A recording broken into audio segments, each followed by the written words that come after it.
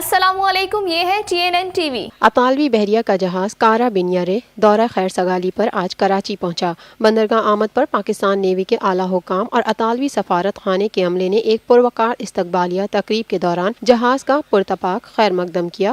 پاکستان میں تعینات اطالوی سفیر اور دفاعی اتاشی بھی اس موقع پر موجود تھے۔